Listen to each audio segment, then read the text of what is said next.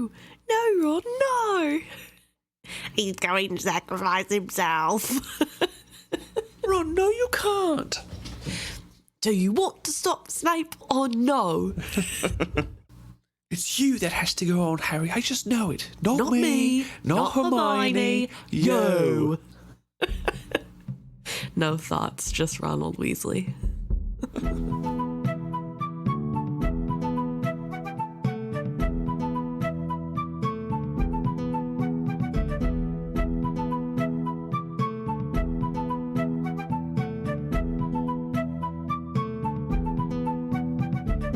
Welcome back to another episode of Is Fitz Happy? I'm Luke. And I'm Emma.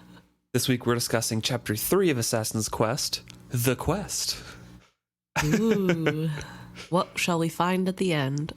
And it's not really a quest in this chapter. Nope. Well, I think the Internal quest. The quest is for happiness, and I don't think he reaches the destination, but... True. Quick disclaimer, there might be some coughs and things like that, or sniffles in this episode. We're both struggling with allergies right now. Yeah, I forgot to take my allergy medicine on the weekend of the 4th of July, and have been dying ever since, so... It's like your body can't catch up. No. Anyway, the beginning of this chapter discusses the skill. Just basically a brief overview of what it can do, what it's about, where it came from kind of thing, and it seems to run strongest in the royal bloodlines, or whose ancestry includes both Out Islanders and Six Duchy folk. It's a lot of the same stuff that we've heard over and over again, and it makes specific mention at the end that it can lure the practitioner into an addiction to skilling because there's such euphoria and everything in that. Right. I also noticed that this is probably an excerpt that Fitz wrote pre-Tawny Man series. Yes, yeah. In here, it states that the possibilities are many, and then basically only gives 2 examples of what it can do, which is conveying messages or changing somebody's mind.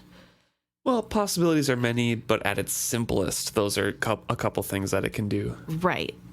But that's not really that in depth and way simpler than what's actually possible. I feel like if he knew the full scope of the skill, he would say something more like, at its simplest, it's something that could be used to heal or hurt others. Yeah, definitely. Because since it was written, before the Tawny Man, when he's secluded in his cabin here, they haven't recovered the scrolls yet from Eslevjal. And they don't really know too much about how the skill road was made or the skill pillars or anything like that. There's no Kelsingra at this point that is reclaimed. And they have a little bit more knowledge of working with the skill and skill stone, things like that, just through the memories. Right. So yeah, there's definitely a lot that Fitz is missing out on, but it's pretty much the same overview that we have gotten for the past few books here. Yeah. Moving into the chapter, it picks up right where Burrich is leaving off in the morning.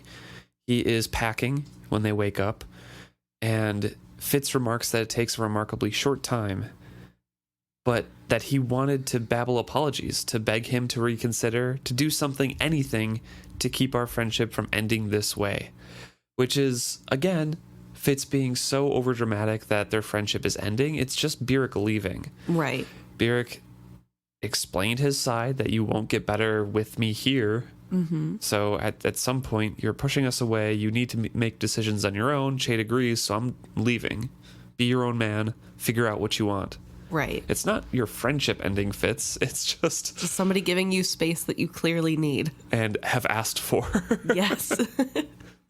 And which is kind of sad that he doesn't expect even the barest courtesy of people listening to him when he asks for space. But yeah, it's definitely this conflicting emotion of this is taking too long, but also it's done so quickly. Also, it's a really tense, awkward atmosphere. I think neither of them really wants to see the other go, truly, but from different reasonings. Like we said, Fitz feels like it's the ending of a friendship, and Burrich is probably just worried about his son making it on his own, which I think parents usually have the first time they let their child out into the world. But this is a little bit more dramatic because Fitz just went through a horrible event. Right. And Burrich isn't sure that he'll be a person when he comes back, if he comes back. So yeah, it's and definitely... He does come back. He does. And it's scary, and I don't know, I feel bad for both of them. But it's so insufferably awkward between the two of them. Yeah, they both want to kind of say something. They lock eyes once in a while, look away. Nothing is really said until Burrich heads out and he says, well, farewell, Fitz, and good luck to you. Good luck to you, Burrich. I crossed the room quickly and embraced him before he could step back. He hugged me back, a quick squeeze that nearly cracked my ribs, and then pushed my hair back from my face. Go comb your hair. You look like a wild man. He almost managed a smile. He turned from me and strode away. Burrich does look back and wave as Fitz keeps watching.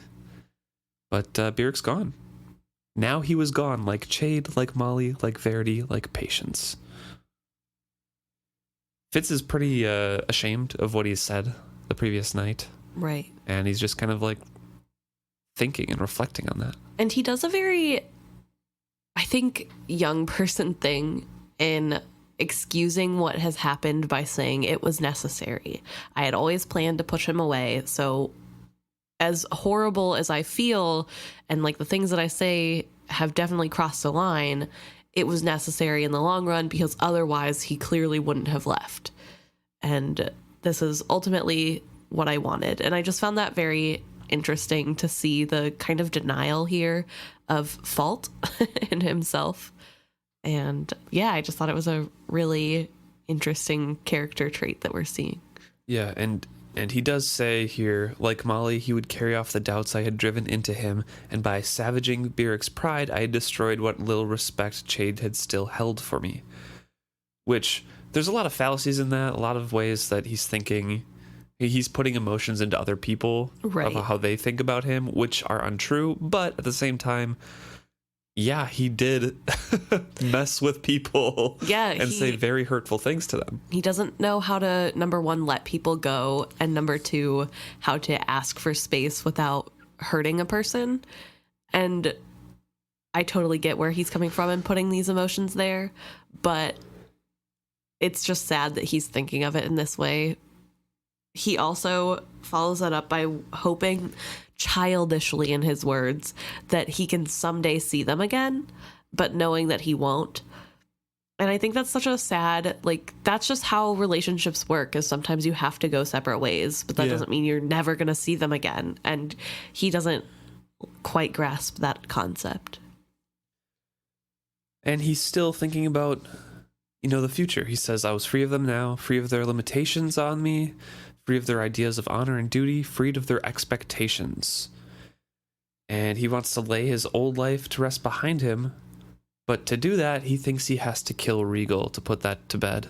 Right. Put it in the past.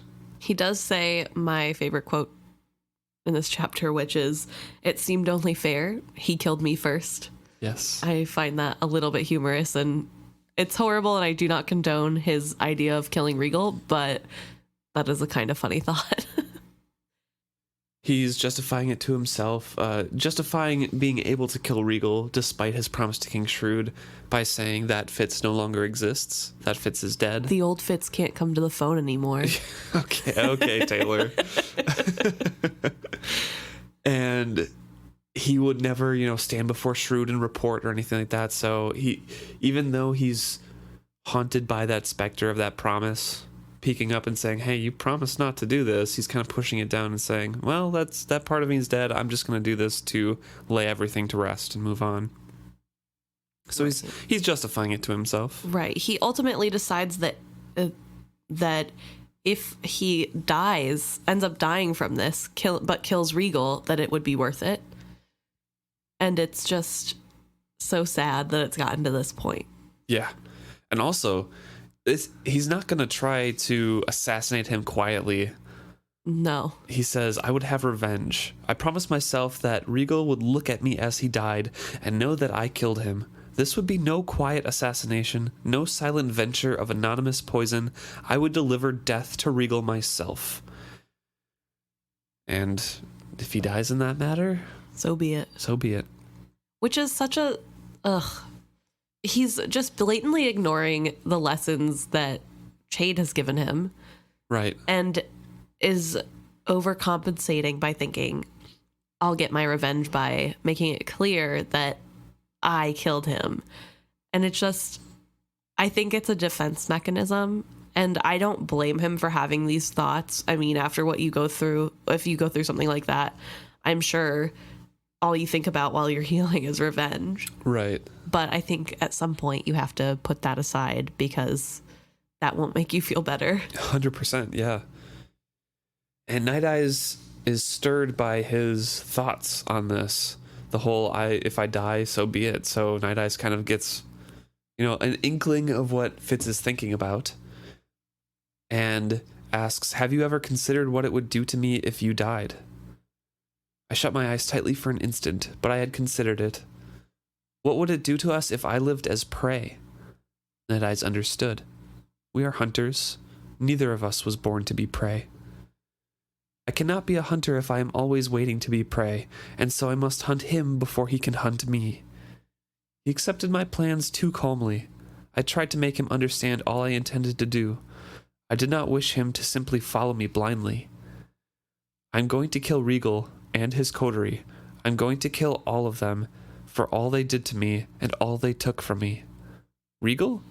There is meat we cannot eat. I do not understand the hunting of men. And Night Eyes is taking this really calmly. Fitz is like, it almost seems to me is like, please, like, I'm going to tell you everything I'm doing and maybe try to convince me not to. Right. It's very reminiscent of like when you tell somebody a bad idea, fully expecting them to be like, no, don't do that. And then they just are like, okay. You're like, no, you don't understand. This is a horrible plan and I'm gonna do it. They're like, all right, sounds dumb, but have fun. Like, right. And I think that goes to show that Fitz knows he doesn't really want to do this. He's trying to convince himself in this convincing of Night Eyes, because I really think Night Eyes is just going to go for whatever. See, I really think Fitz does want to do this, but he knows it's a bad idea. I mean, I know he wants to kill Regal. I just don't think that he thinks... You're right. I think he thinks this is a bad idea, but I think he ultimately also knows that killing Regal won't make it better. Yeah. And he's trying to convince himself, yes, it will. That it will, yeah. So... yeah. Fitz then tries to equate Regal to the, I don't know what to call it, like the trapper that had Night Eyes originally.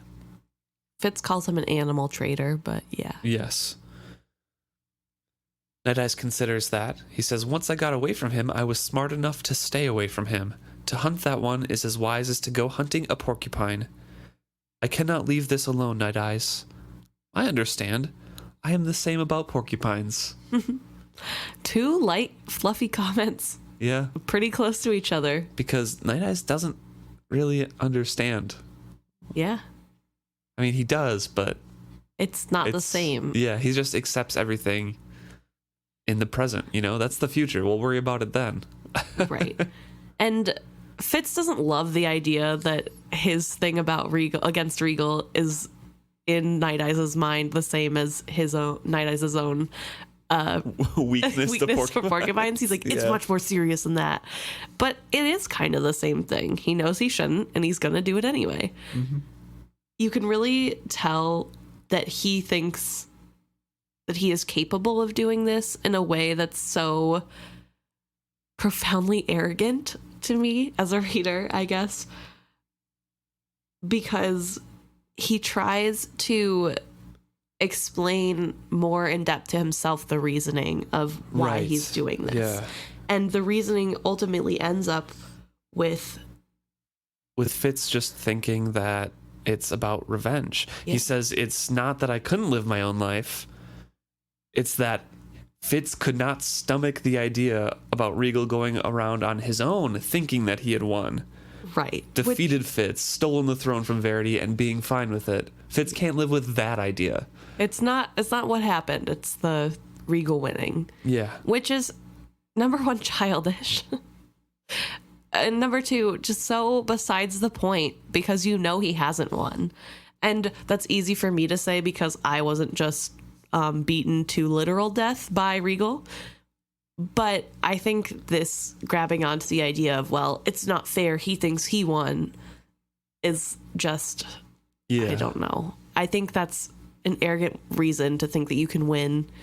And it's, he's trying to justify it to himself. Right, and well. It's just comes out immature. And he is, kind of young, so it makes sense that he's 19 or something. Immature, 18. Something like that. And so Fitz invites Night Eyes in because he says, well, no, it's just us. You can come in now. And Fitz gets a full look at Night Eyes for the first time in a while since he had been sharing his mind with Night Eyes the whole time. So he's looking at him as a wolf and not as an extension of himself. Right. Which is also kind of arrogant, not considering Night Eyes like a separate being as well. Which is horrible to Night Eyes. Night Eyes Although, I don't know if Night Eyes thinks Fitz is kind of an extension of himself either. So maybe it's shared. But I think Night Eyes thinks they're pack, which would mean that they're different entities with a similar goal. Yeah, I don't know. Whereas Fitz is like, no, Night Eyes is just my wolf Sona. It would be interesting to see a point of view, just a brief one from Night Eyes' perspective, and see kind of like the verbiage that's used. Yeah. The words to describe like what Fitz feels like to him. Yeah, that's a good point. But Night Eyes is grown now. He's grown up. He's a pup, full-grown wolf pup. Not really pup anymore, but he's a full-grown wolf. And Fitz says he had a tail that was more expressive than many a woman's face, and teeth and jaws that could easily crack a deer's leg bones. What a way with words, Fitz. Definitely. I'm sure Molly would love to know that a wolf's tail is more expressive. But also, I do want to say, just a quick aside, that the other day on my personal Instagram, I was recommended a video of a wolf puppy getting nursed, and they are remarkably small because I know wolves get pretty big. So I guess I was just assuming the puppies would be kind of bigger in size, like maybe a Saint Bernard puppy size, but they're pretty small. Wolf cubs. Yeah, wolf cubs are really tiny when they start off, and so then I was just thinking of Night Eyes at that size, and very cute. Fitz never knew him that small, probably. That's true. He's a few months old at that point. Yeah. But I just want to say that wolf cubs are really cute. If you have the chance, definitely look them up on the internet. And so Fitz and Night Eyes kind of hang out. And Fitz is thinking about the future a little bit here. Night Eyes falls asleep. Fitz keeps watch. And he goes inside the hut, takes stock of his possessions, looks over what supplies he has. He doesn't have very much. 2 blankets, a cloak, change of clothes, warm woolly things ill-suited to summer travel, a brush, a knife, a whetstone, flint firestone, a sling, a looking glass, small kettle, several spoons, a hand axe, some thread, and a bottle of elderberry wine, a little bit of leftover honey, and some flour. Meal and flour, yeah. Not a ton. No, not if you're gonna go on a couple week-long trips to the inner duchies on foot. So he has a great plan here. He's going to gather some things first, spend some time, hunting, fishing, gathering herbs, that sort of thing, smoke the fish and the meat so they would be preserved for a while. And for now, he has some clothing and basics. Eventually, he'd need some coin to buy more. And he could, use his scribing skills. Right. He thinks about how he knows people down at the docks who he could probably get work from, but then realizes that he actually can't go do that because they would recognize him as the dead Fitz. Yeah, he can't use his contacts. And he cannot. He has to go based off of skill alone. And so it's like a really interesting lowercase skill. little lowercase. But it's interesting to see him realize that without his identity, he's actually much lower on the starting rung than he was before, because there's nobody to vouch for him. There is nobody that he knows previously who could give him honest work reliably. He has to find it on his own with a new identity. Right. He's also considering his face and how his scars and broken nose have changed him a little bit. And if he put an effort into a different persona, he might get away with being someone different. Right. Which we find out in the future is true. No one really recognizes him. Well, I have theories that maybe they know who he is, but they're keeping quiet. But yeah, he wants to grow out his facial hair and shave back his hair on his temples to look like a scribe. Yep. And so he is thinking about that future, and Night Eyes kind of butts in and says, hey, why can't we stay right here? We got everything we need. Where are we going? Why are we going? Which goes to show again, it's the wolf's mentality. Right. Fitz can say that, hey, we're going to do this, and I'm going to go kill Regal. And Night Eyes can be like, okay, hey, watch over me while I sleep, and then wake up and be like, hey, why are we planning on going again? Yeah. Everything we need is here.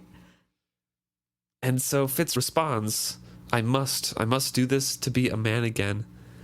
You truly believe you wish to be a man again? I sensed his disbelief, but also his acceptance that I would try. Where are we going? Tradeford, where Regal is, a far journey up the river. Are there wolves there? Not in the city itself, I am sure, but there are wolves in Pharaoh. There are wolves in Buck still, too, just not around here. Save we two, he pointed out, and added, I should like to find wolves where we go. Which that small little ending line makes me feel a bit for Night Eyes, because he hasn't known anyone of his kind. Right. Ever. Fitz is all he has. Yeah. Not ever, I guess. He did start his life with. Right. But yeah, Fitz is all he has. Yeah. And I think this is a really interesting tidbit and a little look into maybe how Night Eyes is feeling, because we don't really get to know how Night Eyes is feeling. Night Eyes doesn't really tell us. And I think the way of the wolf is to not really dwell on negative feelings, so I don't know that we would. But I think this kind of shows signs of loneliness. I think Night Eyes is happy with Fitz in a way that you're happy hanging out with a close friend, but he doesn't feel like he ever belongs. And I think it's really interesting to get to see this little tidbit of, I kind of want to make some friends of my own that aren't connected to you. Right. And I can also see him thinking this now, and I know what it's like after he meets the wolves as well. Right. Because he feels like he's missing out. It's the fear of missing out. Yeah. For him. Because Night Eyes is also young. Yeah, and when he does meet up with the wolves and everything, he realizes that he's just too different. Yeah. And he is more content to stay with Fitz because they're very much alike. But right now, yeah, it's that whole thing of like, I could have another family. I could have other people or other wolves that I know. And they're more like my kind, and maybe we could all be packed together or something. You know, it's definitely on his mind if he says it. Yeah. And it's about the future. Yeah. I think it's really interesting to think about. And I think it kind of mirrors Fitz in that Night Eyes is also looking for somewhere to belong. Yeah. And also is like, they're both just young people trying to, or beings, I guess, trying to figure out their place in the world and figure out what it means to be themselves. Right. And I don't know, I just thought that's really cool and something I for sure didn't even think about the first time I read it. Mm-hmm. So I wanted to point out that it kind of shows a little bit more of some depth of feelings that we don't usually get from Night Eyes. Then he sprawled over and went back to sleep. That was part of what it meant to be a wolf, I reflected. He would worry no more until we left. Then he would simply follow me and trust his survival to our abilities. But I had become too much a man again to do as he did. I began to gather provisions the very next day. So this beginning line here, this start, is wildly different from where we end up in this chapter. Right. This chapter is Fitz devolving back into his old habits as a wolf man, or living with Night Eyes. Yeah. And sharing his mind the whole time. And this is pretty much as man, quote unquote, as he gets in this chapter right here. He is planning for the future. Yep. He is taking meat and putting it aside for future needs, which bothers Night Eyes because he's hungry. Just eat now. And or if we have more food, just let me gorge myself. Yes. And me. Yeah, same. And he also is oiling his boots. He is making new things. He's making powders and getting herbs collected and creating brushes and inks and dyes so that he can look like he's a real scribe. He makes a box to hold his poisons and then a bigger box to put the poison box into that looks like a scribe box so nobody will know. He's thinking about his enemies, how Regal and the coterie are out there and what the coterie is like and who he fears. And right. It's all about the future. Right. I also want to point out that he brings up Burl and Carrad are the other two coterie members that are not Will that are still alive. Yep. I wanted to bring that up because I always forget they exist. They show up like at the end of this book, I think. Yes. They're in there in Tradeford as well. Right. But they mostly play a big part there and then at the end of the book. So. Right. But I just wanted to make it known. So in case anybody else is like, wait, there are other coterie members besides Will. Yes, you are not alone. It is Carrad and Burl. Yeah. Justin and Serene are the only ones who have died, I believe. Yes. At least to Fitz. They were all trained, and though my natural talent had once seemed much stronger than theirs, I had found out the hard way that they knew ways of using the skill that not even Verity had understood. If I were skill attacked by them and survived, I would need the elf bark to restore myself, because he had also collected elf bark and was drying that as well. Yes. So there's a lot of stuff that he's making. He's preparing for the future. He's eager for revenge, but he's also very reluctant to leave that lifestyle. He's safe there. In his mind, he is safe. He doesn't have to go back into the world and be hurt again in any way. Right. He's comfortable. He's well provisioned, and he should leave soon because he has summer weather for traveling, so it's going to be nice, and it's not going to be hard for him. For the first time in his life, he doesn't have a set schedule or tasks that he has to do for somebody else. He just does whatever he thinks he needs to do, and he goes to bed when he wants to and wakes up when he wants to. So he justifies staying. He says occasionally Fitz's body would shock him with a twinge after he leaped after something, or it would be oddly stiff in the mornings. So he's like, well, I'll take some time to recover. I'll sit here for a few weeks. That's fine. Right. And I think this is a transition from trying really hard to be man again into devolving back into those wolf habits. Yeah. I think Fitz has found a comfortable place and like a wolf wants to live in the now. And he's terrified. And yeah, he's scared. And so there's this justification of it's okay that I'm not fully preparing for the future anymore because what I need to do it needs time. I need to heal. Yeah, I'm ready to go with all my provisions, but I'm really fearing a seizure, so I'll just kind of wait a couple, see how my body's doing and how it's better. And I do want to say that I think it's totally fair that he is having this reaction. Oh yeah, 100%. I don't think it's weird or out of place, but it is helpful to mention that this is for sure a habit that he is doing to keep himself from having to go through with the revenge plan. Yeah. And he does say that he's not the hardened warrior he was before the last summer, but he can keep pace with Night Eyes hunting, and his body was healing, and Fitz says he's set the pains of the past behind him, acknowledging but not dwelling on them. The nightmares that had plagued me were shed like the last remnants of Night Eyes' winter coat. I had never known a life so simple. I had finally made peace with myself. I think this is Fitz being content in life. Yeah. Which is a first, not necessarily a first. I think whenever he was going into town, he was pretty content as a boy. He was content. But this is the first in a really long time where Fitz is kind of enjoying life. He is liking the lifestyle he has created for himself. Yeah, and I think this is what he feels like he has longed for all of his life. Yeah.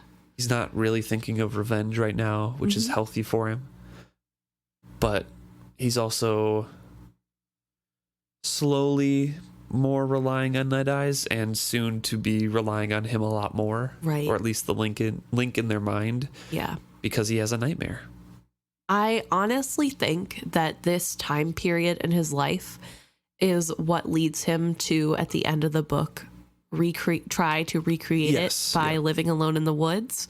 And I think the reason he's not successful when he does it again is because he never fully divulges back into that wolf state, but also because he's not fully there. Yeah. Part of him has gone, and that part that helps you heal isn't there. And so he's just kind of living in the woods and being a scruffy, weird old man. the big sentence in that I agree. I completely agree with your point, and that's why the big sentence is, "My body healed, and I set behind me the pains of the past, acknowledging them, but not dwelling on them." And that is what he cannot do at the end of this book, because he gives up his pains. Right. He cannot acknowledge them and not dwell on them. He's just not thinking of them. Yeah. He's not healing. Yeah. He is stagnant at that point. So he can't fully recreate. Plus, I think he's a little bit more addicted to the skill at the end of this book than before. So but that doesn't help. I do think that this is clearly something that drives him. This is a good memory for him. And so this is something he strives to recreate for the rest of his life. And I just don't think that that's possible. And also something like this, what he's doing right now is not a sustainable lifestyle for a human to go through. And I think that's also part of why this is like a fleeting moment of happiness in his life. And one day, a nightmare wakes him up. He and Night Eyes had gone hunting. They had went together, killed a brace of fat rabbits. They, played a little bit, leaping and digging together, and flung ourselves down in dappling birch shade, fed again from our kills, and drowsed off. Something, perhaps the uneven sunlight on my closed eyelids, plunged me into a dream. And he's back in the dungeons.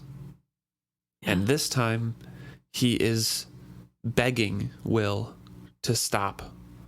He is on his hands and knees and pleading with him, "I'm nothing to you. I'll never trouble you again. I'll do you no harm. Let me go. I'm only a wolf."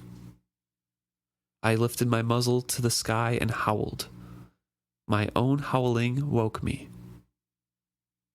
I rolled to my hands and knees, shook myself all over, and then came to my feet. A dream, I told myself. Only a dream. So, this dream is clearly left over from his time in the dungeons. I did reread this dream passage like 3 or 4 times because I was trying to decide if this was maybe like a skill session that he had where he reached out to maybe a different witted one that was being tortured, because he never admitted to being a wolf, and why would he give up? But the more I read it, it was just so specific to what he had personally been through. And and Will isn't at Buckkeep anymore. So although we know that later Fitz will find out that skilled or witted people are being hunted and fought for sport and tortured, I don't think this is what that is. I think this is just a pure nightmare. Yeah, I think so too. And it's really sad because you can tell that in a way Regal kind of did win, because he's so broken that if he were put in that position again, he probably would just give up and just say, "Please, I'm just a wolf, don't hurt me." And it's really sad. And there's a ton of words in here specifically chosen to evoke that imagery as well. As I panted open mouth, the smell and the taste of it combined to fill my senses. I'm only a wolf. I lifted my muzzle to the sky and howled. I rolled to my hands and knees, shook myself all over, and then came to my feet. Like, it's a lot of very dog-like tendencies or wolf-like tendencies that he's describing himself doing. Yeah. In the dream and without of the dream. Yeah. Night Eyes is wondering where he's going because Fitz wakes up and moves on. And when Fitz leaves, he tells Night Eyes he's going towards the water. When he gets to the water, he starts trying to clean himself because he still has the blood of the last kill that he and Night Eyes made all over him. He's scrubbing all over, and it's in his beard, and he is kind of almost having a panic attack because he's touching his beard, and he's like, I hate this, I need this off of my face. And it's almost like just sensory overload and this feeling of, I need to clean and get this nightmare off of me, and I don't want it sticking to me anymore. The cleaning almost feels that way to me. The invisible dirt that is on him will not come off, although there is plenty of visible dirt on him as well at this point. Fitz has spent weeks healing his body with Night Eyes at this point, after he had collected for the future, his provisions for the future, and he has been living attached to Night Eyes' brain that whole time, and this nightmare seems to have shocked him out of that. Right. It scared him so badly that he's like, well, I am a man, and now I need to clean myself. That panic attack roused him out of his living with Night Eyes. I don't know how to fully explain it, but yeah, it kind of feels like it shocked him back to reality of, I'm not a wolf anymore, and I can't continue to fully live as a wolf because I am a man, and there are parts of being a man that wolves just don't do. And so he goes back to the hut to shave off the beard, to get rid of that. And he says, at the door, I wrinkled my nose at the musty smell. Night Eyes was right. Sleeping inside had dampened my sense of smell. I could hardly believe I had abided in here. I padded in reluctantly, sorting out the man smells. Again, more wolfish behavior. Damp had gotten into my dried meat and soured some of it. I sorted it out, wrinkling my nose at how far it was gone. Maggots were working in some of it. As I checked the rest of my meat supply carefully, I pushed aside a nagging sense of unease. It was not until I took out the knife and had to clean a fine dusting of rust from it that I admitted it to myself. It had been days since I had been here, possibly weeks. I had no idea of time's passage. I looked at the spoiled meat, at the dust that overlaid my scattered possessions. I felt my beard, shocked at how much it had grown. Burrich and Chade had not left me here days ago. It had been weeks. It's crazy, the realization you get the first time reading through this chapter, because you're like, it's written with no sense of passage of time. Right. It's just like, I gathered provisions, and then I wanted to spend some time healing my body, and Night Eyes and I just kind of played and hunted, and then literally it feels like the next morning he wakes up and this happens. Yeah. And then we realize the passage of time has been weeks of Fitz living outside with Night Eyes, just walking around this area, hunting, sleeping outside. Right. And we know that it has been more than at least one day, because Fitz makes the comment of finally getting to wake whenever he pleases and sleep whenever he wants. And that indicates to us that some passage of time has been going on, because he's woken up more than once, presumably, in this fashion. But it is such a shock of oh my gosh, what we just read has been several weeks and nobody knew. Yeah, exactly. Fitz is trying to reconcile that in his head a little bit. He says, at one time eating raw flesh would have disgusted me. Now the notion of cooking meat seemed peculiar and foreign. My mind veered away, and I did not want to confront myself. Later, I heard myself pleading, tomorrow, later, go find Night Eyes. You are troubled, little brother? Yes, I forced myself to add. You cannot help me with this. It is man trouble, a thing I must solve for myself. Be a wolf instead, he advised lazily. I wonder how much Night Eyes is unconsciously influencing this change of going back into being a wolf. I don't know. I have been of the opinion the whole time that Night Eyes is very content to leave things as they are and take them at face value. So I feel like Fitz retreating back into this wolfish ways and holding on to his mind is like, okay, we're gonna be wolves together. That's cool. Because wolf way of life is way better than a man's way of life anyway. So right. Why would he want to change? I feel like Fitz is more so holding himself back, and Night Eyes is just saying like, yeah, but a wolf's better anyways, so why? Right. He's not actively trying to contain him. At least that's my thought of the whole situation, because Night Eyes doesn't, when Fitz rouses himself out of this being wolf thing, Night Eyes doesn't fight too hard. He's just like, okay, we're gonna leave soon, cool. I don't know if I agree with that, because I mean, the whole first chapter, we see Night Eyes violently trying to bring Fitz back to being a wolf. Just constantly battling with Burrich and, you know, trying to get in there to say, join me, come hunt with me, be a wolf.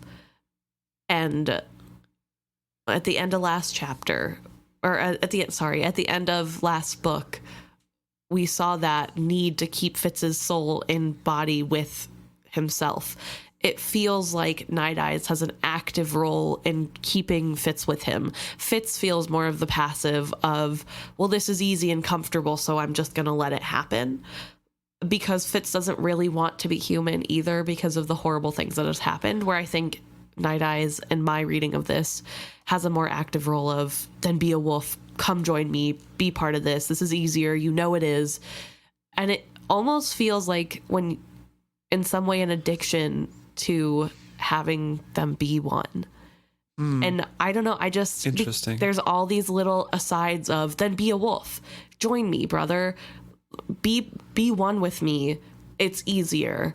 And if Night Eyes was purely blasé about the whole thing, I don't think he would continuously tell Fitz to be a wolf. I think he would just say, you know, that sounds like a you problem or something. You know, I don't know. I just feel like he's so proactive and, well, just be a wolf. And I think it does stem from like a place of clearly being a man hurts you. Don't do it. See, that's why I think he doesn't really care. It's just trying to protect his pack. You know, it's just saying, hey, being like this does not bring up the bad memories. Run away from those. Just be a wolf, live in the present. It's better than being a man anyways. Right. And when he does change, like the next page, it says, after Fitz cleans himself, he says, so you do wish to be a man after all. Do we travel soon? It's like, it's not a big confrontation like, hey, you should stay a wolf. Like, why are you cleaning yourself? What, like, hey, just why don't we stay here? It's nice here. It's just let Fitz deal with stuff himself. And if he wants to be a wolf, that's awesome, because I just want to be a wolf. Right. I don't know. I think Night Eyes is like eventually getting tired of having the man's worries on him. It could be. But I think also he would prefer if Fitz was a wolf, and in that way he is being a bad influence to Fitz by just constantly suggesting. He never has any other suggestions. It's always straight to go be a wolf. And I know that part of that is like, that's what he knows, and that's kind of like what he's best and has the most experience in. But it just feels very like not healthy, and it feels kind of like if Fitz was alone without Night Eyes talking to him, he wouldn't be reverting back into these wolf behaviors. There wouldn't be a wolf to revert back into. It's hard to like explain what I'm trying to say, but if Night Eyes didn't constantly say just be a wolf, then I think Fitz wouldn't feel the need to go back into that safety blanket. Sure, but at the same time, I think you're putting too much like character into Night Eyes. He is only a wolf, like that, like you said, that's all he knows. But that's literally like, he doesn't understand anything about a human's world or how to deal with things. It's just like, this is fine, just do this. So I don't think he can give any other advice. Well, he could. Why not just, well, then hunt, or come hunting with me, but not in like, don't be a wolf, just But be yourself. But I think in Night Eyes' head, that is just being a wolf. Like, just be a wolf then. Okay, let's go hunting. I don't know. You know? I don't think I'm doing a very good job of conveying to you what I'm trying to say. And I don't know how to be more clear, so this is all I got. So I think that the be a wolf is Night Eyes is saying, like, live in the moment, hunt with me, sleep with me and stuff. And I don't want to put words in your mouth, but I feel like you think Night Eyes saying be a wolf is share my mind with me and be like, let's be like one thing again. Yeah, I guess that's... Is that closer to what you're trying to say? Yeah, that's more close to what I'm saying, but that's what Fitz is taking it as, so... Yeah, and I don't think Night Eyes is doing that. I think Fitz is taking that advice on himself and like, oh, I have to do this now. Like, we have to share minds. So that's where I'm like, it's more on Fitz than on Night Eyes, in my opinion. Yeah, I guess. I mean, Fitz is to blame too because he's doing it. I just think, wouldn't Night Eyes then know clearly anytime he says be a wolf, Fitz then like bombards him with sharing a consciousness, and so wouldn't he stop saying be a wolf? Like, I don't know, it just, because he is partially human, he's a humanish wolf, so he should be able to get the nuance of clearly this messaging isn't working. I don't know. That's all. I don't know that it's all of Night Eye's fault.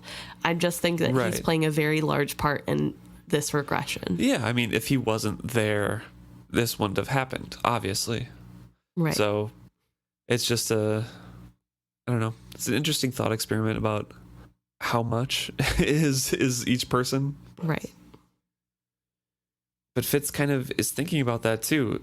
Night Eyes is asking, like, are you troubled, little brother? Like, what's going on? And he just advised, yeah, just be a wolf instead.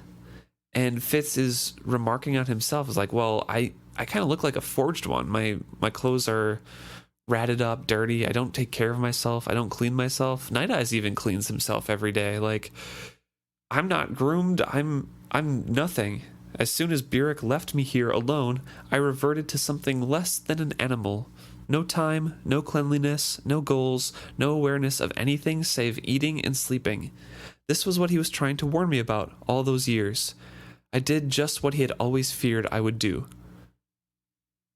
And so Fitz takes it upon himself to do some chores. Make a fire, haul some water, scrub himself, get the ticks and the bugs out of him, shave his beard, all of this sort of thing. Maybe clean his clothes a little bit and mend his clothes as best he could. And eventually he looks up from the draping wet leggings on a bush to find Night Eyes watching him. You smell like a man again. Is that good or bad? Better than smelling like last week's kill. Not so good as smelling like a wolf. He stood and stretched, bowing low to me and spreading his toes wide against the earth. So, you do wish to be a man after all. Do we travel soon? Yes, we travel west, up the Buck River. Oh, he sneezed suddenly, then abruptly fell over on his side to roll about on his back in the dust like a puppy. He wiggled happily, working it well into his coat, and then came to his feet to shake it all out again. His blithe acceptance of my sudden decision was a burden. What was I taking him into? I think reverting back to man, immediately leaving Fitz with shame and guilt, is a pretty clear indicator why he hates being a man so much. Yeah. He shouldn't have to put all this shame and guilt on himself, but it is something that is kind of intertwined with his sense of self, I think. Yeah. It would probably take a professional to get that worked out, but he definitely feels more like there's all these things put on him now, and there's more sense of responsibility. I do also want to quick lighten the mood by saying that at one point after he looks at himself after shaving his beard, he is rocking the summer 2020 and 2021 look of tanned brow and pale chin. True. So I just found that a little funny. But yeah, it's interesting just to see how much he has changed over this short amount of time. I mean, a few weeks isn't really that long, but kind of the changes he went through and getting himself back to resembling a human again is so laborious. Yeah, definitely. 100%. But as he gets ready, he finds himself kind of naked because everything that he owns is wet from being washed, and he is letting it dry out. And he decides to take his partially dry bedding to lay out in front of a fire so that he can sit on something. And that's when he realizes that Burrich left him something in the hut. Yeah. He knew every last item in the hut by heart, but that had not been where it last was. And it's a little package. It was one of Fitz's shirts, somehow taken from his old closed chest, a soft brown one he'd always favored, and a pair of leggings. Bundled up inside the shirt was a small earthenware pot of Burrich's unguent that he used for cuts, burns, and bruises, 4 silver bits in a little leather pouch. He'd worked a buck in the stitching on the front. A good leather belt. I was staring at the design he'd worked into that. There was a buck, antlers lowered to a fight, similar to the crest Verity had suggested for me. On the belt, it was fending off a wolf. Difficult to miss that message. So Burrich was here. Yeah. Do you think Burrich came after the cleaning or way before the cleaning? Way before. I think it was before, during the weeks that Fitz was out with Night Eyes and had not been back to the hut. Poor Burrich. Yeah, I know. Well, depending on when he showed up, he could have seen some of like the smoked meats. Right. And been like, oh, well, he's, preparing for something. That's good. Like, he's acting like a man. Right. Or if it was later on, he could have seen some of them rotting. Although I feel like he would have taken some of those down and dealt with them if it was. But I think it's very hopeful that he put more clothes somewhere for Fitz and left him money. And also he was going to talk to Fitz, I'm sure. Yeah, I'm sure he was going to apologize too. He was going to show up and, So sad we missed out on that. But I think it's also interesting that we can tell Fitz is becoming more of a man because when he first gets the package, he snuffs at it to see what kind of scents are on it and then realizes, I can't act like this. I need to start pretending that I am always under surveillance. Yeah. Because I'm about to go back into the human world, and if I start acting like an animal, people are going to know I have the wit. It's something that we've talked about before. Right. Anytime that Fitz has a break, like when he was up in the mountains recovering from his injuries, anytime that he doesn't have to be in court or think like an assassin or a spy, he completely forgets all the lessons he learns. Right. He just kind of reverts back to a civilian. Yeah, which is so weird because you'd think he would be way more careful. I mean, in this instance, people mostly think he's dead. Oh, yeah. And so I get not needing to be careful, but like at every other point of his life, it's like he forgets that he's important. I think it's that he just doesn't like doing it. And so... Even though it's to save his life. Right, yeah. And so, well, he also doesn't really care that much about his life. True. And so every time he has a break, he's like, this is really nice. And he goes back and like, oh my God, I have to do this again. I guess I'll think on my toes the whole time. Yeah, it's just... Watch my back. Like, Fitz, come on. It's like life skills you should be utilizing. And he is... finally stopping to think again about the future after a few weeks of nothing. After he has washed everything and trying to brush aside what Burrich's intent could be by stopping by, he's trying to think about Tradeford, Regal, his dream, and his future. I stared into the fire. I finally allowed myself to think about my dream. I felt a strange tightening in my chest. Was I a coward? I was not sure. I was going to Tradeford to kill Regal. Would a coward do that? Perhaps, my traitor mind told me. Perhaps a coward would, if it was easier than seeking out one's king. I pushed that thought from my mind, and it came right back. Was going to kill Regal the right thing to do, or merely what I wished to do? Why should that matter? Because it did. Maybe I should be going to find Verity instead. I think that this internal wrestling of what do I do with my allegiance to my king versus my allegiance to myself of my need for revenge. Right. And I think seeing the belt of the crest that Verity suggested for him fighting a wolf is really making him think more on his own king and how he needs help.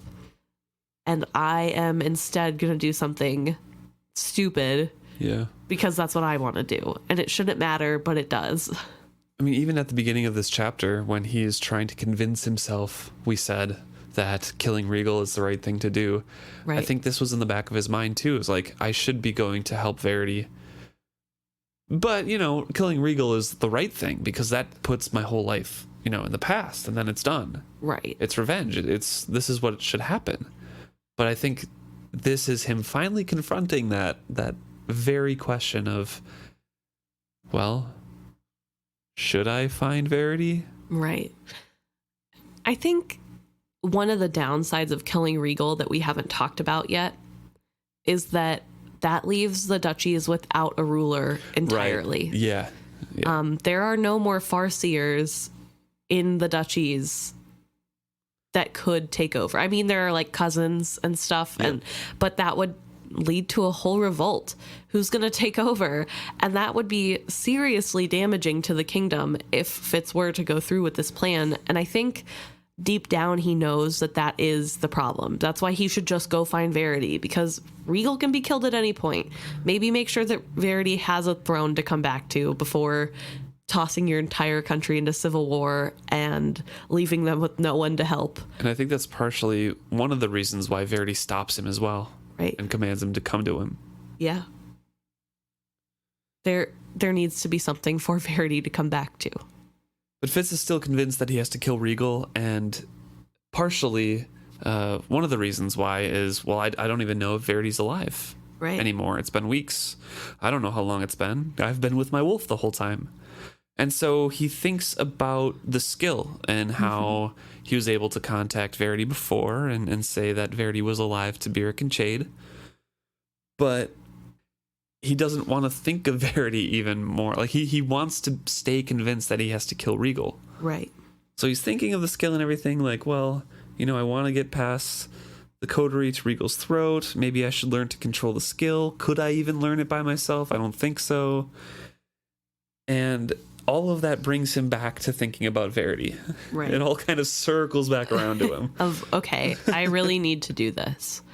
And he starts thinking about the last time he successfully skilled to Verity. What did he do? What did that entail? And it was at Verity's desk, where he was with things that reminded him of Verity. Yep. And he wants to try to recreate that. So he starts thinking of Verity. Yeah. He's thinking about details. And I did think it was interesting. I'm not going to read the full passage, but it says, it's a one sentence of Verity was broader of shoulder than I, but not quite of my height. He shared dark eyes and hair of the Farseer family, but his eyes are set more deeply, and his beard was shot through with gray. And then it starts going more into like his personality and how he, used a pen and sword equally as well, but the skill strength drained him, and that his presence in later times that Fitz had known him was very skill powerful. And I just thought this was really interesting because this whole thought process is kind of devoid of pictures. And I wanted to bring this back to something that somebody brought up to us a while ago, that Robin Hobb is somebody who cannot picture things in their mind. Aphantasia? Yes, aphantasia. And I said that we would be looking out to see if that maybe affects how they write. And I thought this was a really good example of potentially that type of thinking playing into how she's writing, because in my mind, if I were to think of somebody to try to remember them, I'd be thinking vivid detail picture of that person. I'd be going much more into detail of maybe like their favorite clothing or, you know, what they look like when they're smiling or like, I don't know. I feel like I would have more details in the person than like how they looked. And this is more of like the general vibe of Verity. Right. What it was like before him, what he liked to do, that sort of thing. And so it's not very picturesque for something that's happening in the mind. So I thought that was like a really interesting small thing. And I could be wrong. Maybe people will disagree with me on this one, but I did want to say that I have been looking for examples to bring this up again, and I thought this was a good one. Yeah, nice. With those thoughts, Fitz tries to reach out to Verity, but only hits his own walls. And he runs into the dilemma of, well, I've had my walls shut around me, my skill walls protecting my mind for months now. Even before he got captured and tortured, he had his skill walls up very high. And after that, he just kept them locked in. He's been trapped within his own mind for a long, long time. Right. And so he has to force himself to lower them. He has to forget that holding the wall was all that had kept his mind from his own while they were hammered away at his flesh in the dungeons. He had to forget that sickening sense of violation the time that Justin had forced his way into him. The way Galen had scarred and crippled his skill ability the time he had abused his position as skillmaster to force control on Fitz's mind. As clearly as if Verity were beside me, I heard again my prince's words. Galen has scarred you. You've walls I can't begin to penetrate, and I am strong. You'd have to learn to drop them. That's a hard thing. And those words to me had been years ago, before Justin's invasion, before Will's attacks. I smiled bitterly. Did they know they had succeeded at unskilling me? They'd probably never even given it thought. Someone, somewhere, should make a record of that. Someday a skilled king might find it handy to know that if you hurt a skilled one bad enough with the skill, you could seal him up inside himself and render him powerless in that area. And he's thinking about, well, I need time to unlearn having my walls up. And Night Eyes kind of interrupts this circling thought and says, time, no time. Time is a thing that men made up to bother themselves with. You think on it until I am dizzy. Why do you follow these old trails at all? Snuff out a new one that may have some meat at the end of it. If you want the game, you must stalk it. That is all.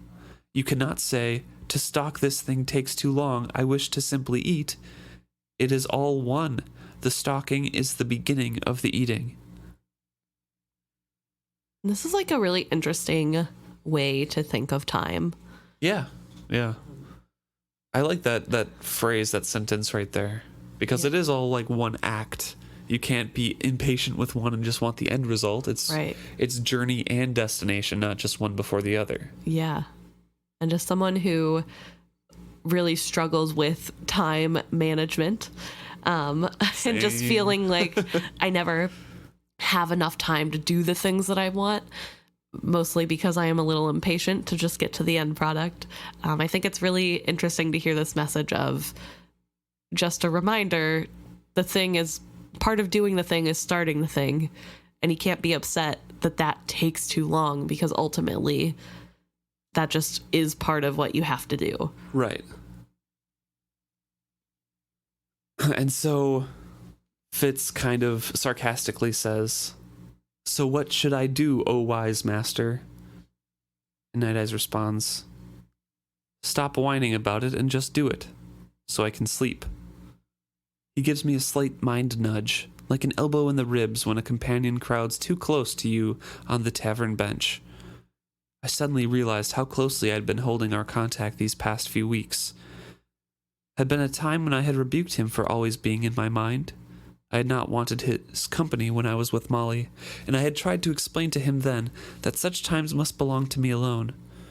Now his nudge made it plain to me that I had been clinging as close to him as he had to me when he was a cub. I firmly resisted my first impulse to clutch at him. Instead, I settled back in my chair and looked at the fire. So Fitz has really been using Night Eyes as a security blanket. Yeah, that he is the crutch, is the lifeline. It's the only stable thing in his life, he thinks. And Night Eyes is kind of pointing to it, saying, hey, you're sitting here complaining about time, and like it's keeping me up, and I would like time of my own. And it's a really interesting thing that Fitz didn't even realize he was doing. So Fitz takes his time and stares into the fire and tries to lower his walls. He immediately snaps them back up, but then thinks, well, nothing happened while I did. They think I'm dead. I'll lower them slowly again. And he says it's far easier to unsquint his eyes on a bright day of sunlight on the water, or to stand unflinching before a coming blow, than to lower his walls. Right. But when he finally did, he could sense the skill current flowing all around him. He knows that he would have to plunge into that to risk himself to find Verity. Right. No such thing as testing the water with skill. In or out. In. And I think that's such an interesting look into the skill, that it's not something that you get to take little pieces of to learn. You just have to do it. Yeah. And if you hesitate at all, you are ripped to shreds in the skill river. Well, the thing about it is that there are ways to train someone to take those little pieces, but that's with a master guiding you. Right. Fitz is by himself. He has none of that training. He just has to jump right in the deep end. He's got to just survive. His whole life, that's pretty much what it's been about. Just get through this next part. So he jumps in. And while he's in, he feels himself deteriorating. He is pulling apart. There is nothing keeping him to himself. And it feels good. And all he wants to do is let go. But that would have made Galen right about me. And that makes him pull himself back together. And I think that this is a beautiful metaphor for spite being the best way to get through things. That Galen can't win in this. I have to be good. And it just zoop right back. There is Fitz as himself again. I drew back into myself and pulled my entire self about my mind. I could do it, I found. I could hold myself in the skill stream and yet maintain my identity. Why had it always been so hard before? I set that question aside and considered the worst.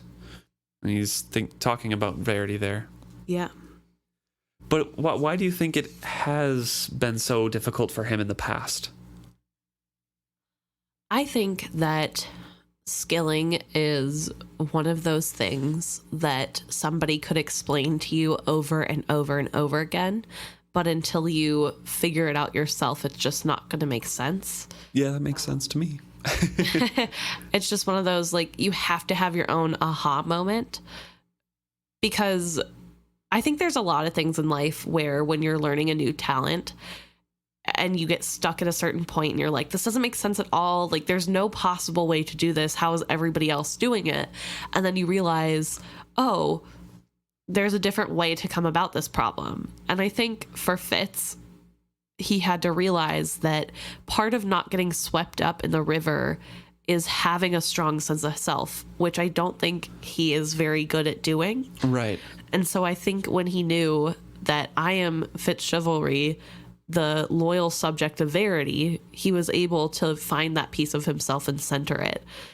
He's not trying to be anybody else, because previously he has so many identities. He is constantly worried about each person finding out something new about him, that he doesn't really have one center piece of self. And with the death of that life, I think it gives him a new sense of, well, there's just who I am now. Yeah, that's what I was going to say too. That before he was just pulled in so many directions. He had so many differing loyalties and things like that. And after his quote unquote death, he actually thought about himself and who he was, and had some self-reflection, and had to think about his sense of self versus night eyes and things like that. So even though he is confused still, even though he has questions and difficulties, he has more of an understanding and a grasp on how to have those conversations, and he is more driven with just Fitz rather than the objectives of everything else. Right. The Fitz he has to be right now. And so he thinks about Verity. Is Verity is alive? Because he didn't answer Fitz's first little call. And the worst that he can possibly think of was that he would be, if he was alive and had spoken to him, months ago. Maybe he's not anymore. And then maybe they didn't get help out. And so he skill cries for Verity. And he gets a response this time. And it's from Verity, but Verity thinks that it is chivalry calling for him. No more than a whisper brushing against my consciousness, as slight as a moth battering at a window curtain. It was my turn this time to reach and grasp and steady. I flung myself out toward him and found him. His presence flickered like a candle flame guttering out in the pool of its own wax. I knew he would soon be gone. I had 1,000 questions. I asked the only important one. Verity, can you take strength from me without touching me? Fitz? The question more feeble, more hesitant. I thought chivalry had come back. He teetered on the edge of a darkness. To take this burden from me. Verity, pay attention. Think. Can you take strength from me? Can you do it now? I can't reach. Fitz? I remembered Shrewd, drawing strength from me to skill a farewell to his son, and how Justin and Serene had attacked him and leached all his strength away and killed him, how he had died, like a bubble popping, like a spark winking out. Verity! I flung myself at him, wrapped myself around him, steadied him as he had so often steadied me in our skill contacts. Take from me, I commanded him, and opened myself to him. I willed myself to believe in the reality of his hand on my shoulder, tried to recall what it had felt like the times when he or Shrewd had drawn strength from me. The flame that was Verity leaped up suddenly, and after a moment burned strong and clean again. Enough, he cautioned me, and then more strongly. Be careful, boy. No, I'm all right. I can do this, I assured him, and willed my strength to him. Enough, he insisted, and drew back from me. Fitz does remark that he gave him strength, but not his health back. Right. And so he hoped that Verity took that strength to find a meal and some rest and things like that before it wore off, because it eventually would wear off. Right. And honestly, this probably would make it wear off a little bit faster just because there's skill involved in giving it. Skill seems to only come at a price, and that price is weariness. Yeah, I'm not sure for the people who get the skill from somebody else. It'd be interesting to look into more or know more about. Right. Because it seems to be a viable option that has been happening for years and years and years, even with the actual skill masters. Yeah. So maybe it's a little different. Yeah, maybe it's a little bit different. If you're taking skill from somebody else, you get a resurgence of your own skill, and if your skill is drained, it leaves you weary and tired. But if you're getting an infusion from somebody else, maybe it's not taking so much. It's a net positive. Maybe you're just gaining energy, right? But as soon as their skill wears off because it's not natural to your own body, right, it just leaves you back to where you were. I was trying to think of any examples we might have, and I guess in the final trilogy, the final Fitz trilogy, Fitz goes through a skill pillar with Nettle's husband, who I cannot remember the name of at the moment. Riddle, who is Kingsman, or is used as a skill siphon, kind of. And Fitz accidentally takes from Riddle. Yeah. And Riddle is left bedridden for days because his energy is gone, because it's as though he had used all that energy. Yep. Whereas Fitz is tired from his own usage, but is ultimately fine and feels like he hadn't used as much as he did. Right. So I guess, yeah, maybe you do get a little bit of a boost of energy, but it doesn't like heal you. Right. So no, I guess maybe that's more the thought of exactly. He still has the effects of tiredness or hunger or whatever else is ailing him, but at least he has energy now. It's like a little nap, except you don't have to sleep. They took some time to talk a little bit. Verity does say that we shouldn't skill at all. There are those who would try to hear us. I'm in the mountains, but I don't want to say any more because it's not really safe. But they don't end contact either. And Verity warns Fitz, you must be more careful. You will draw down trouble on yourself. Yet I take heart from this. I have gone long without the touch of a friend. Then it is worth any risk to myself. I hesitated, then found I could not confine the thought within myself. My king, there is something I must do, but when it is done, I will come to you.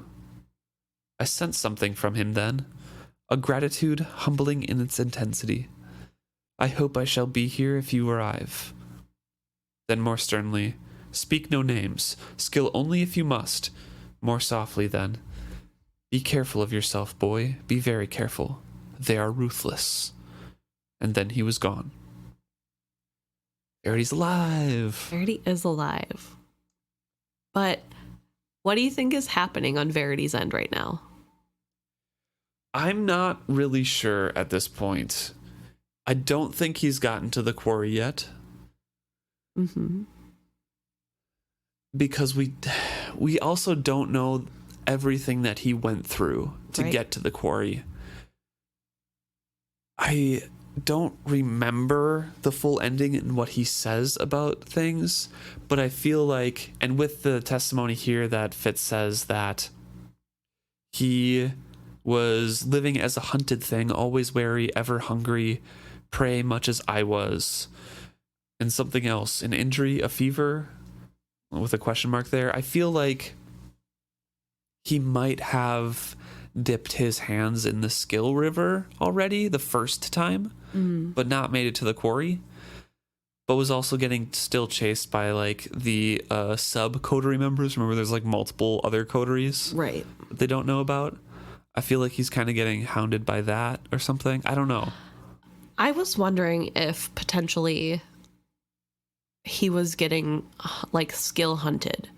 Like they were attacking his mind, much like Will was attacking Fitz's mind. I think so. But with multiple people doing it not at all times, not just Fitz. Although Fitz was able to very easily contact him, so I don't know if that's what it is. Unless there's like some weird way to keep yourself open to only one person, and nobody would be able to use that opening because they all think Fitz is dead, so they couldn't look for that.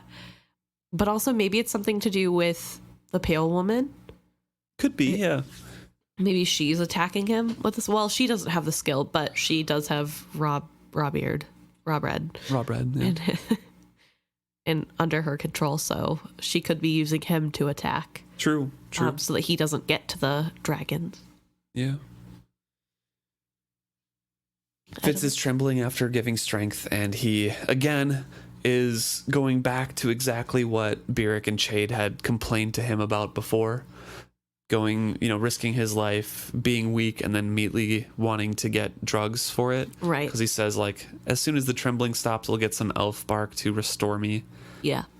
So he's going right back to his old habits, of course, because Fitz doesn't learn anything very easily. And or also, ever. it's just way easier to deal with if you take the elf bark. And we get a confirmation of what we had talked about last chapter, or last episode, I guess, of when Verity had left. And he had left last autumn, so it's, like we said last episode, it has almost been a year. Yes.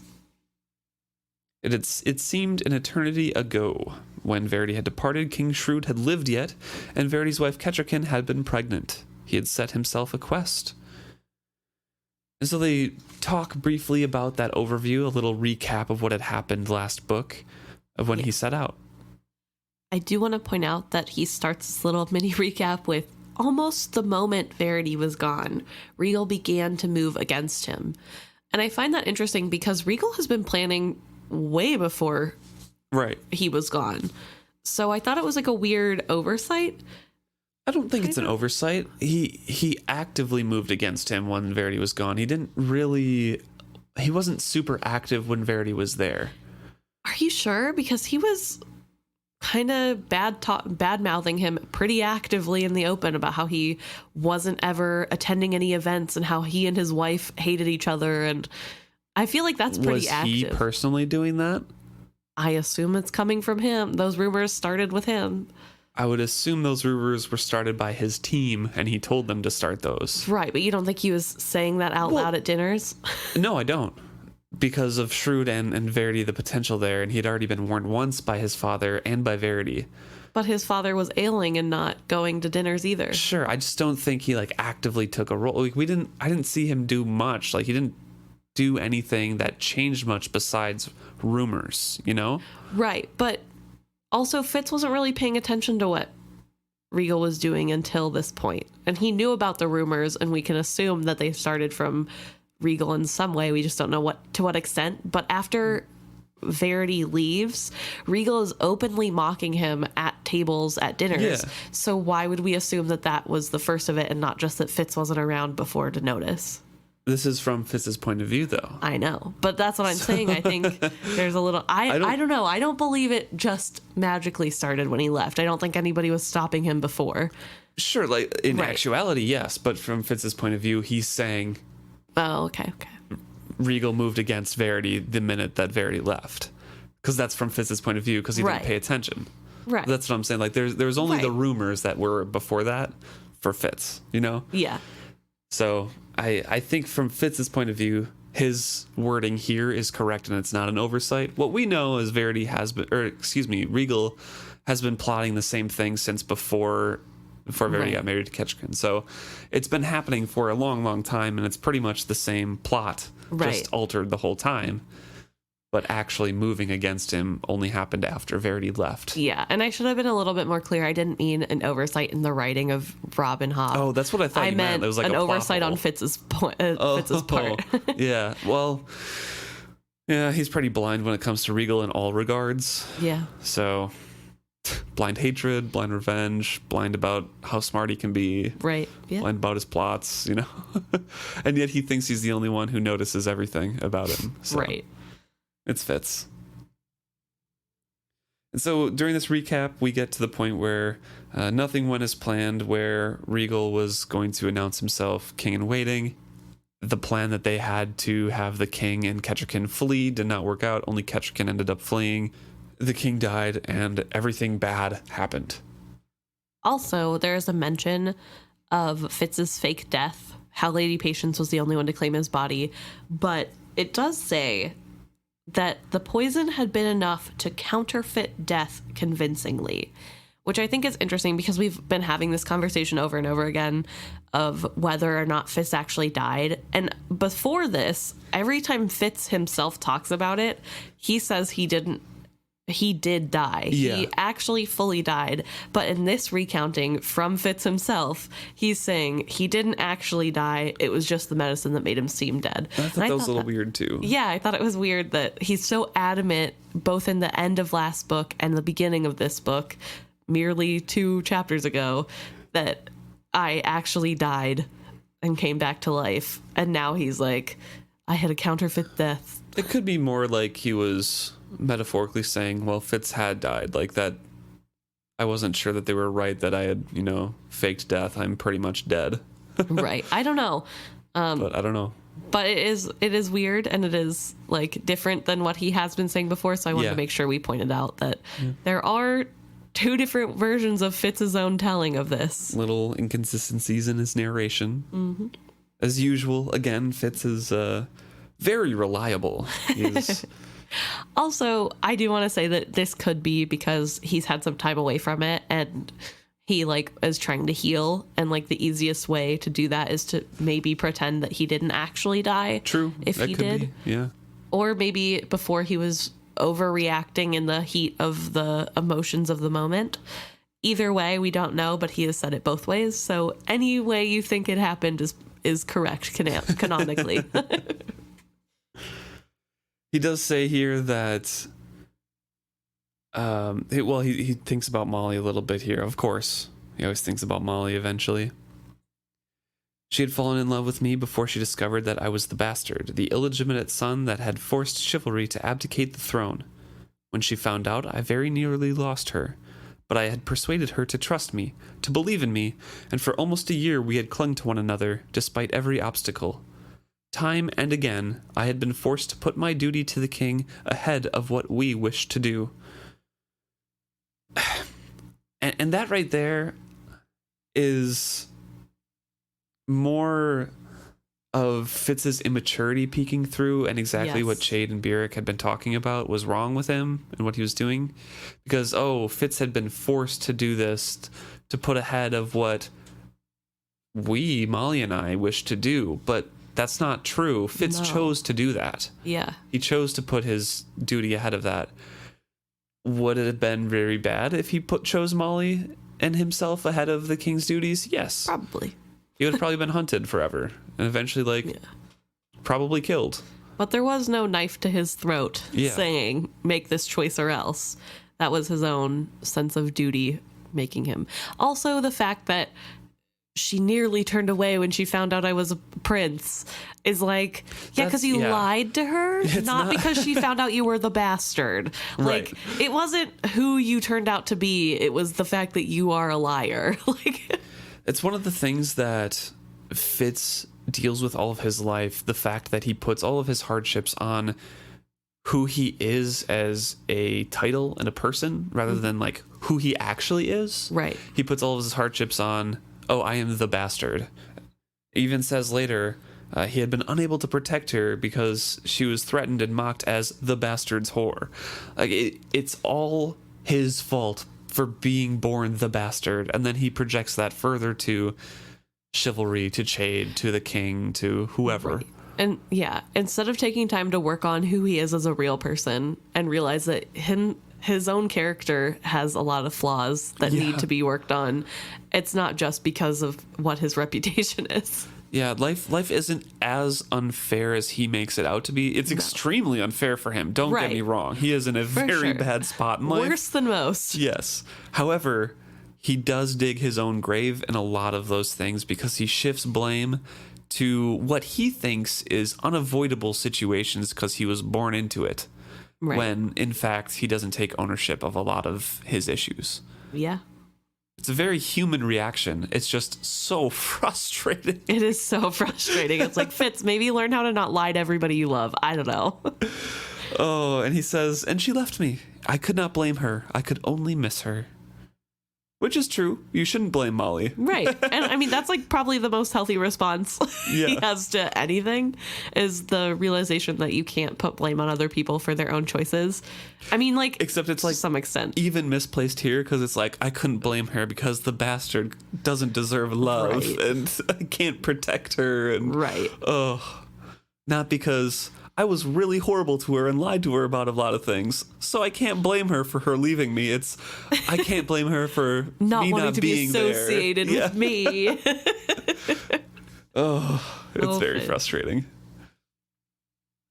So he thinks about the skill again. Verity had warned me to skill no more than unless Fitz had to. But surely it could not hurt to attempt a glimpse of Molly. Just to see her for a moment, to see her that she was well. I probably wouldn't even succeed at seeing her, but what could I hurt by trying, just for a moment? This has big nice guy energy, and I don't like it.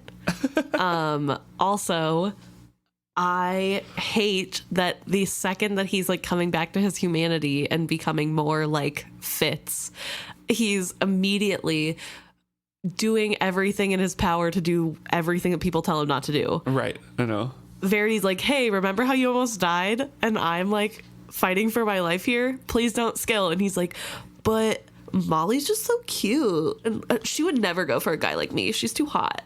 And it's like, oh my God, Fitz, chill out, first of all. Second of all, leave her alone. Like, you just got done with 2 paragraphs of how you endangered her. And now you're going to like put her in danger again for what? It makes me so mad. So he tries to skill to reach out the same way that he reached Verity, and thinks about Molly and everything about her. And he says it should have been so easy, but in thinking of her, he just starts crying. Yeah. I do want to pose a question that I had for you. Do you think that he can't reach Molly because she is like skill immune? And I don't mean that in like immune to the skill, but you know how some people, she doesn't have a predilection for it. Yeah, because Verity has explained that sometimes when he goes to his subjects, they cannot be touched by him with the skill, and we know that some people can't hear dragons later, right? Which is kind of related to the skill. Oh, does Molly ever meet Tintaglia later with like when she flies? I don't know. Tawny Man. I don't think so, but I don't know for sure.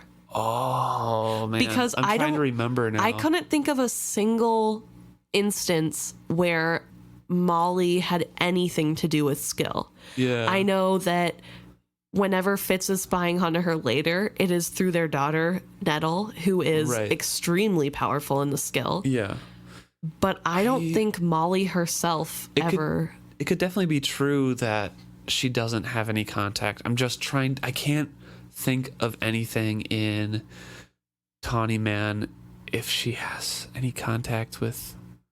Oh, I'm trying to think, but I feel like there is some interaction between her and Tintaglia or something like that, or maybe I'm just thinking of Nettle and her connection with the dragon. But yeah, maybe not. Maybe she just can't be contacted.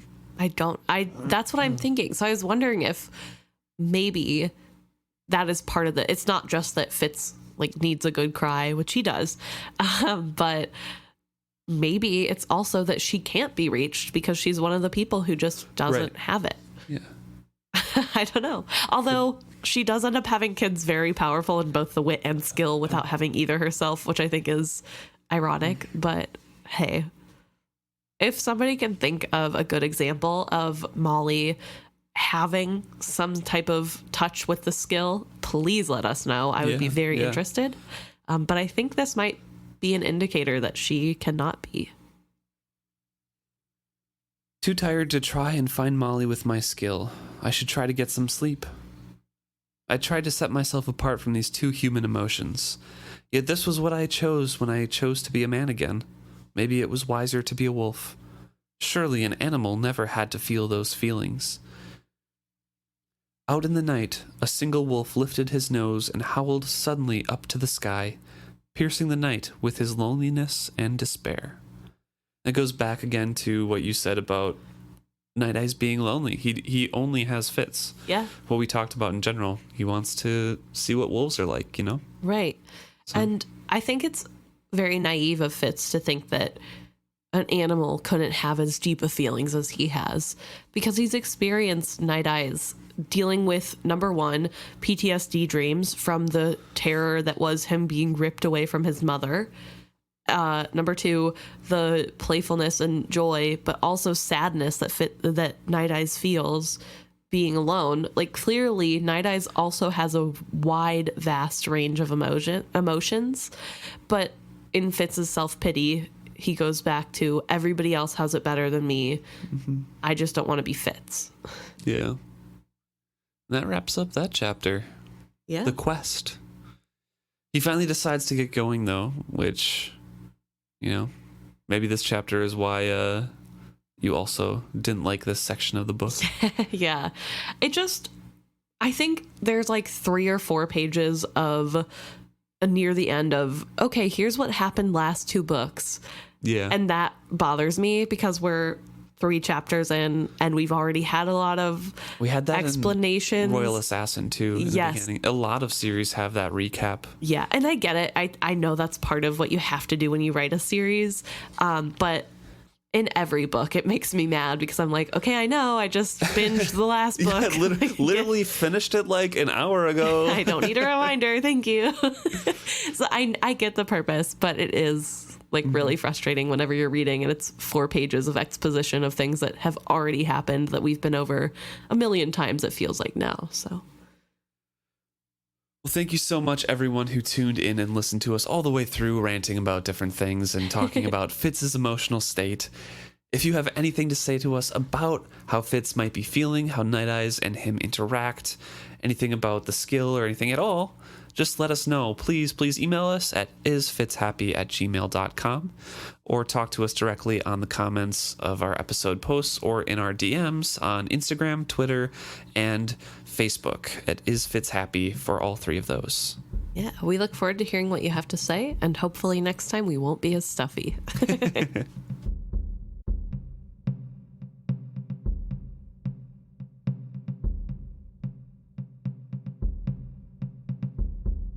Okay, so now we get to talk about some cool stuff our listeners brought to us this week. I'm going to start off with Ellen from Facebook.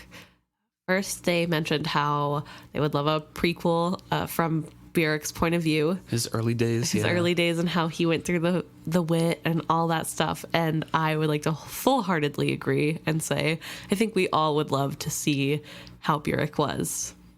And multiple points of view, to be honest. Any prequels, yeah. like just everybody lived through Patience, Burrich, Chivalry, Verity, even Baby Regal. I'd be down for it. Interesting, yeah. But the main topic we wanted to discuss that Ellen brought up is about Fitz going through the Great Hall and killing Justin. Yep. They mentioned that they remembered that Fitz's main goal is not to kill Justin, but it's distracting everyone to get Kettricken a clean escape. And that's what he's been planning for days. Killing Justin is just a very effective way of reaching the goal of getting Kettricken out. And that helped them to forgive Fitz more for the choices. But he paid way too high of a price for his actions. And like everyone wishes that he didn't have to go through be tortured by Regal, but that ultimately that leads to him being able to leave Buckkeep and getting to Verity and helping Verity ultimately make the dragon. Mm-hmm. And I don't fully agree with this reasoning or explanation, because the plan was for Kettricken and Trude to sneak out during the feast still. Regal would be preoccupied downstairs, so I don't think he really needed a distraction so much more as he just needed a way past the guards to get into the king's room initially. Right. So when the king died and Fitz got the Karaseed, he just went on a killing rampage because he wanted revenge, because he was immature. I don't forgive him for that. Like, it's still like not the correct choice to make. Yes, it feels good to get revenge for it. Right. As a reader, but thinking from his eyes, it's literally the wrong choice to make. Yeah. Yes, it does lead to, everything working out in the end. Maybe not for Fitz's health, but mental or physical. But everything does, work out in the end with the stone dragons because of this chain of events. However, I just don't think that explains it away. I don't think Fitz was in his right mind and thinking of, I need to create a distraction. I think he was just in a manic episode trying to get revenge and chasing down Justin. Right. I actually, I don't fully agree with the point either, but I do think that it kind of puts a little bit more context in the situation of he has been worrying for like the past 3 days how are we going to get Kettricken and the king out safely? There needs to be there might need to be a distraction. And he was going into this thinking, I'm going to have to do something rash to distract everybody so that there is a chance for this to go smoothly. So I think maybe that did play into his ultimate playing out of this whole chasing after Justin through the halls. It's just been in his mind. Yeah, I think that could have influenced the decision, but I don't think he ultimately chose to do that because it would be more helpful to Kettricken. Right. I think it was, he had been already thinking, well, I have to disrupt everybody anyway, and then, like, I don't care who sees me, they killed the king. So I think it's a little bit of both. Yeah, maybe. I'm fully ready to put the blame on Fitz's shoulders there. Maybe because I am still angry at the words that he just spoke in the chapter before to Burrich and Chade. Right. And I'm more readily able to put blame on him at this point. Mm-hmm. But I still think that he could have made better choices. Yeah, no, I fully agree that he should have made better choices. And, for as much as I'm like, we shouldn't let Fitz be babied and he needs to live up to his consequences, I sure do a whole lot of Fitz isn't fully to blame. So yeah. I'm just as bad as Burrich. But I do think it is an important point to bring up that was kind of something that was happening beforehand. And potentially it could have played a part into why he didn't care that he did end up making a scene. And it feels more justified on his end. So thank you. And last but not least, we have a email from Naomi as well, speaking on the recent interactions and relationship between Fitz and Burrich.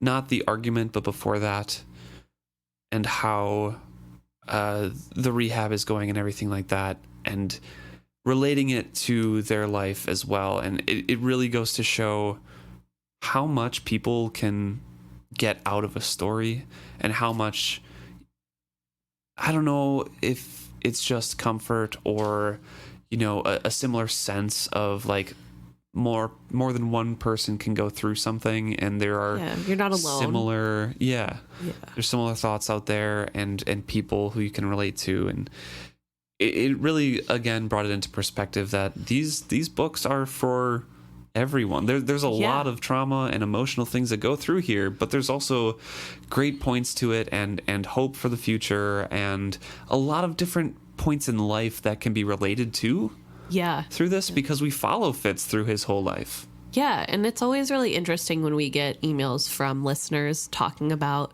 how the book relates to their life. I think it's really inspiring because we all have different experiences as we go through this life. And so just seeing the different paths of the time intertwining into a tapestry, it's really cool to see that it's also helping other people, like this book series, just seeing some sort of familiarity with your own situation. And it's really cool. Yeah.